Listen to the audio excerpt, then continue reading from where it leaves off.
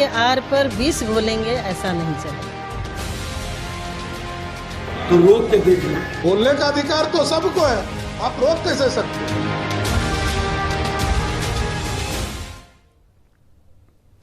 नमस्कार, सुदर्शन न्यूज में आपका स्वागत है। मैं हूं मुकेश कुमार और आप देख रहे हैं जवाब तो चाहिए। जवाब तो चाहिए में आज हम बात करेंगे बागेश्वर धाम वाले बाबा पंडित धीरेंद्र शास्त्री जी के बिहार दौरे की और उनके दौरे का विरोध करने वाली सरकार की। आरजेडी नेता तेज प्रताप यादव ऐलान कर चुके हैं कि बाबा को बिहार घुसने नहीं दिया जाएगा। उन्हें रोकने के लिए तेज प्रताप अपनी निजी सेना तैयार कर रहे हैं। जगदानंद सिंह ने उन्हें उन्मादी बताकर जेल भेजने की बात तक कह दी है। सरकार के दूसरे मंत्री भी विरोध कर रहे हैं। महागठबंधन में शामिल दूसरे दल यानी कांग्रेस और जेडीयू भी खुले तौर पर अपना विरोध दर्ज करा रहे हैं, लेकिन कोई यह नहीं बता रहा है कि बागेश्वर धाम के बाबा धीरेंद्र शास्त्री जी को बिहार क्यों नहीं आने देना चाहिए। वो उन्मादी क्यों हैं, कैसे हैं, उनका कौन सा ऐसा बयान है जो उन्मादी है और उनके आने से कहां कहां उन्माद फैला है, जरा ये भी तो कोई बताए। लेकिन ये कोई नहीं बता रहा है। उनके बिहार आने से धर्मनिरपेक्षता का कौन सा धागा टूट जा रहा है, यह भी कोई नहीं बता रहा है।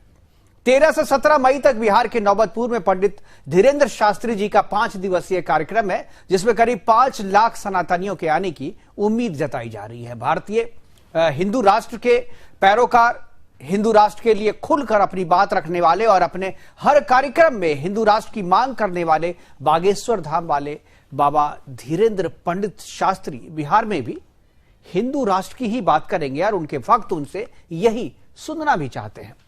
अब जो सरकार हिंदू राष्ट्र का बैनर लगाने वालों को जेल भेज देती है, उसके खिलाफ एफआईआर दर्ज करा देती है, वो सरकार बागेश्वर धाम के बाबा को कैसे बर्दाश्त करेगी? उनके श्रीमुख से निकले हिंदू राष्ट्र के बोल को तथाकथित सेकुलर सरकार कैसे सुन पाएगी? गजवाए हिंद की बात करने वाले पीएफआई के आतंकियों को दशकों तक पालने वाली सरकार को हिंदू राष्ट्र की बात करने वाले कैसे अच्छे लग सकते हैं? बिहार में ओवैसी के आने पर रोक नहीं है। जेडीयू के नेता गुलाम रसूल बलियालवी के शहर को करबला बनाने की बात कहने की छूट है उनको। शिक्षा मंत्री को रामचरितमानस का अपमान करने का लाइसेंस मिला हुआ है, लेकिन बागेश्वर धाम के बाबा पंडित धीरेंद्र शास्त्री का बिहार आना मना है, क्योंकि वो भगवा पहनते हैं, सनातनियों की बात करते हैं, हिंदू राष्ट्र का पक्ष धरते हैं और विधर्मियों को ठठरी बांध देते हैं, उनकी पर्ची निकाल देते हैं और उन्हें वो उनका सच बता देते हैं। इसलिए उनका बिहार आना मना है। शायद इसीलिए बाबा ऐसे विधर्मियों को रास नहीं आ रहे हैं। और आज अपने प्रोग्राम में हम चर्चा करेंगे कि क्यों बाबा बागेश्वर धाम के पंडित धीरेंद्र शास्त्री को तेज प्रताप की सेना बिहार प्रवेश करने से रोकना चाहती है और क्या रोक पाएगी तेज प्रताप की सेना? क्या बाबा बागेश्वर को रोक पाएगी बिहार आने से? यह भी एक बड़ा सवाल है। और बागेश्वर बाबा पंडित धीरेंद्र शास्त्री से बिहार सरकार को क्यों डर लग रहा है, यह भी एक बड़ा सवाल है। और क्या बाबा बागेश्वर तेज प्रताप और नीतीश कुमार की भी पर्ची निकालेंगे? जब आएंगे 5 दिन बिहार में रहेंगे तो क्या इन लोगों की पर्ची भी निकाली जाएगी? करेंगे चर्चा। और चर्चा के लिए हमारे साथ कुछ मेहमान जुटेंगे, उनसे आपको परिचय करवा दें। लेकिन उनके आने की बात सुनकर, उनके आने की खबर के बाद से ही जो प्रतिक्रियाएं आ रही है राजनीतिक गलियारे से, उस प्रतिक्रिया को पहले सुनते हैं और उसके बाद जो है मेहमानों से आपका परिचय करवाएंगे और चर्चा की शुरुआत करेंगे। लेकिन पहले देखते हैं तेज प्रताप ने क्या कहा, बीजेपी की तरफ से क्या प्रतिक्रिया आई, कांग्रेस के नेताओं ने क्या कहा। सभी की प्रतिक्रिया छोटी सी सुन लेते हैं, उसके बाद प्रोग्राम की शुरुआत करेंगे। हिंदू मुसलमान भाई को लड़वाने के लिए आ रहे हैं तो मैं उनका विरोध करूंगा।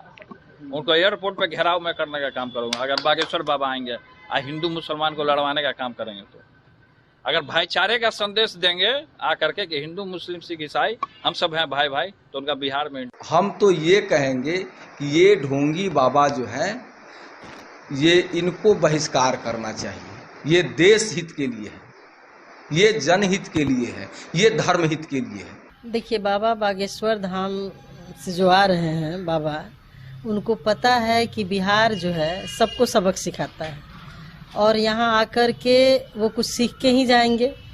क्योंकि हिंदुस्तान सेकुलर राष्ट्र है, ये सब लोग जानता है, यहाँ सबको आज़ादी है, लेकिन धर्म के आर पर विष घोलेंगे, ऐसा नहीं चलेगा। देखिए, ये लोग उन्माद पैदा करना चाहते हैं, धार्मिक उन्माद, जातीय उन्माद, वर्ग संघर्ष, क्योंकि इनको उसी के आधार पर सत्ता पानी है।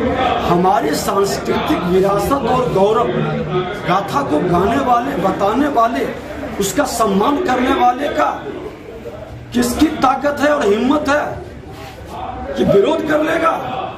जो महागठबंधन ये कहती है कि लोकतंत्र वाला देश है और अपनी इच्छा कोई भी जाहिर कर सकता है, वो पार्टी यदि ये कर रही है तो सांप्रदायिक तो वही दिखता है हमको। राष्ट्रीय जनता दल सांप्रदायिक हो गई। आप किसी को बोलने नहीं देंगे बिहार में आकर, इसका मतलब आप सांप्रदायिक है। अरे बोलने का अधिकार तो सबको है, आप रोक कैसे सकते हो?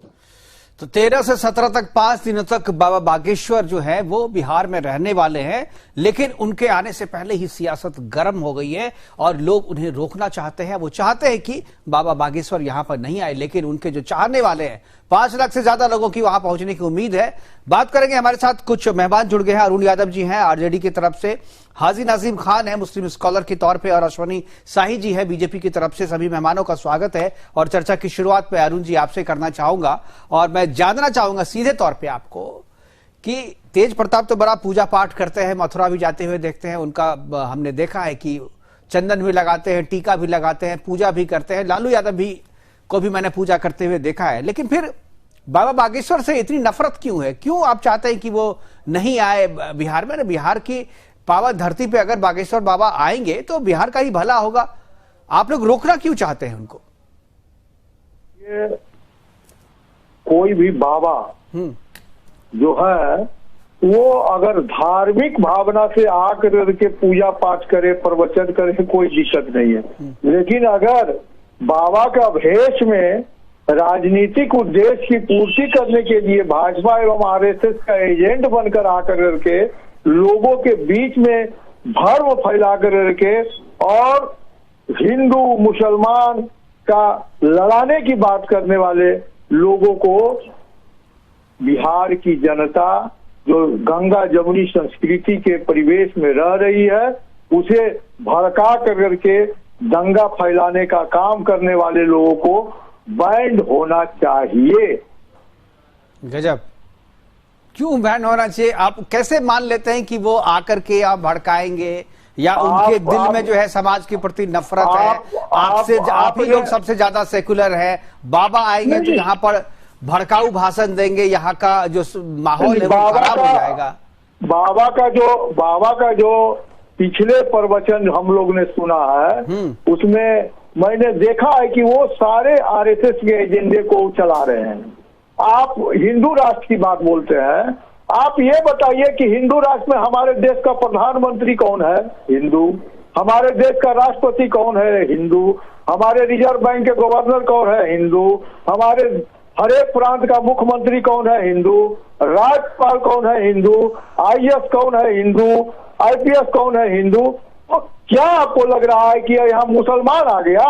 कहाँ मुसलमान? अगर हिंदू है तो भाई घोषित कर दीजिए ना, सब चीजें अगर हिंदू ही है तो घोषित कर दीजिए, क्या फर्क? और पाकिस्तान तो इस्लाम राष्ट्र घोषित किए हुए, क्या है ना उसका विकास हो रहा है? जिस भी राष्ट्र में हिंदू क्योंकि वो इस्लामिक कंट्री है, इस्लामिक कंट्री, और इस्लामिक कंट्री होने का मतलब है कि विकास नहीं करेगा, ये नहीं। आप पत्रकार हैं, बहुत सुलझे हुए पत्रकार हैं। कोई भी देश अगर कोई धार्मिक रूप से वो धार्मिक प्रधान अगर देश है तो वहाँ उस देश का विकास कभी संभव नहीं होगा। अच्छा, तो यूरोप के बारे में क्या कहना है आपका? क्योंकि वो यूरोप के बारे में क्या कहना है भाई? ये तो ईसाई कंट्रीज है। दुबई के बारे में क्या कहना भाई? अरे अरुण जी पूरा स्टडी करके आइए ना। सुन तो लीजिए, आप तो सुनते नहीं है।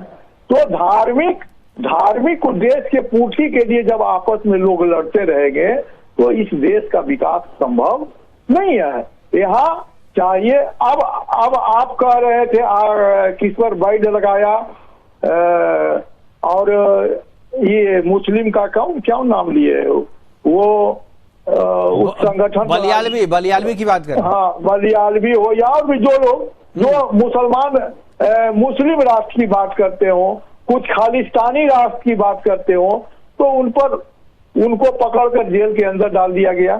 सभी लोग को, जो भी हमारा देश का संविधान है, संविधान के खिलाफ जो भी लोग अगर खिलाफ बात देखिए करेंगे संविधान की बात तो अभी उन्हें- नहीं हो रही है ना सुन लीजिए, अरुण जी, सुन अभी लीजिए, अभी सुन संविधान की लीजिए, बात नहीं। उन्हें